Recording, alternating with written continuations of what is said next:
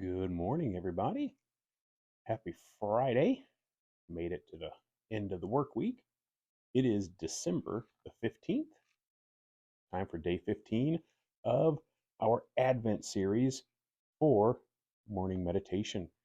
Kip here, your happy reformer. Let's get into it.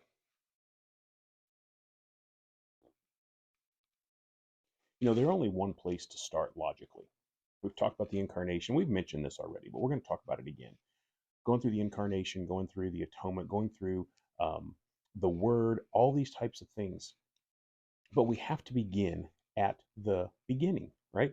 In the beginning. We have two significant verses in the scripture that begin that way, right? Genesis 1 1. In the beginning, God created the heavens and the earth. And then, of course, John 1 1. In the beginning was the Word was with God, the Word was God. Those two verses are significant in understanding the incarnation and the Trinitarian view of the Godhead.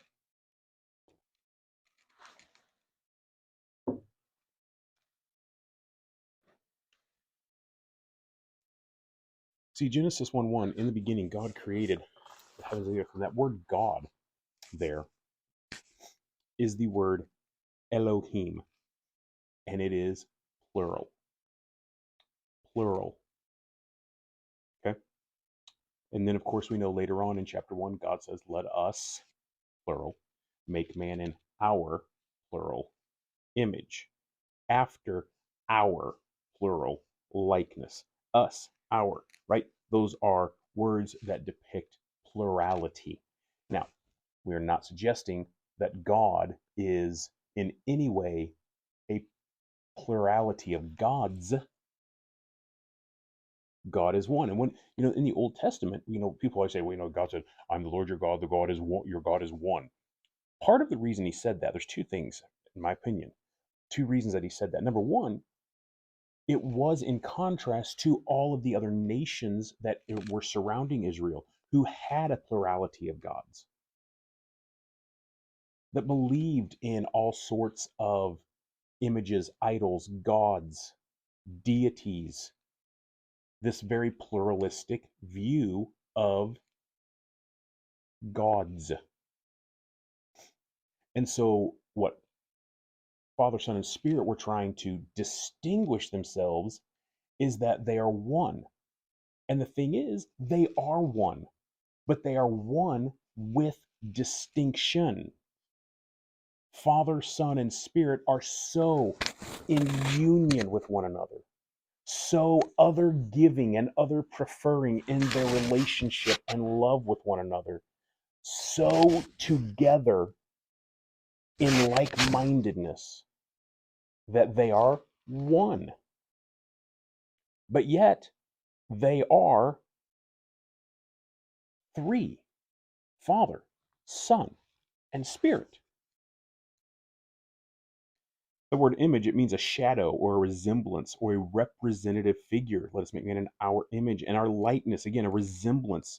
It's a model, a fashion, similitude.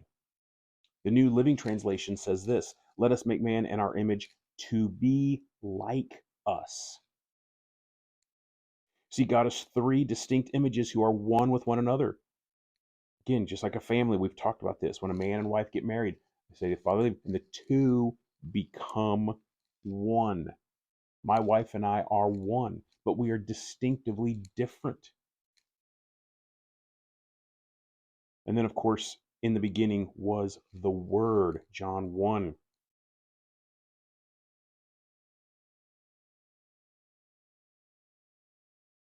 We're going to come back to that one tomorrow. I'm going to come back to that one tomorrow because I'm going to read John 1,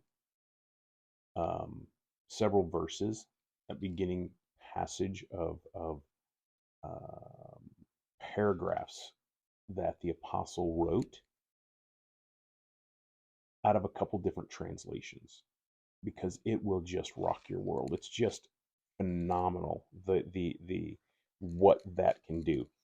So this morning in closing, I do want to read this quote from Athanasius, Saint Athanasius. going to the idea of the incarnation and why the incarnation was um, needed, but again, how it was designed from the very beginning. When God created man for this perfect union and harmony and relationship, he knew ahead of time that man would screw it up. So from the beginning, the plan of the incarnation had always been set in place.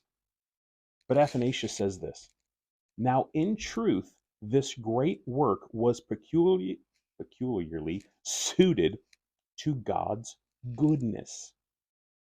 One, for if a king, having founded a house or a city, if it is beset by bandits from the carelessness of its inmates, does not by any means neglect it, but avenges and reclaims it as his own work, having regard not to the carelessness of the inhabitants, but to what beseems himself. Much more did God the Word of the all good Father not neglect the race of men, his work, going to corruption, but while he blotted out the death which had ensued by the offering of his own body, he corrected their neglect by his own teaching, restoring all that was man's by his own power. Huh, there's a lot there. There's a lot to dissect there, of course. A whole lot of stuff. But get this.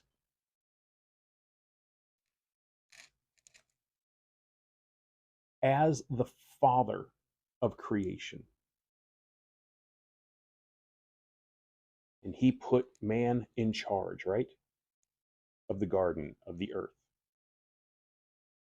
Just because the inhabitants, Adam and Eve, humanity, were careless and defaulted and brought about all sorts of rubbish into the perfect creation. The creator, looking at that, does not just turn his back and go, ugh, well, we tried. No. The creator goes, no, no, no, no, no, no, no, no, no, no, no, no, no, you're not messing up my perfection. You're not messing up my design. You're not messing up my intent, my heart, my desire. And the only way then to correct that, remember yesterday, to reorient that, was to send himself in the avenue of the created thing, which messed it up to start with. But this time, as that, not the one who's going to mess it up, but the one who's going to carry it and fulfill it perfectly, so that it then carries all of humanity with him into its perfection and restoration. That is the beauty of the incarnation and the intent and heart of the good Father from the beginning. Hope you guys have a great Friday. We're going to get into a little bit more tomorrow. Hope you guys have a great one. Cheers.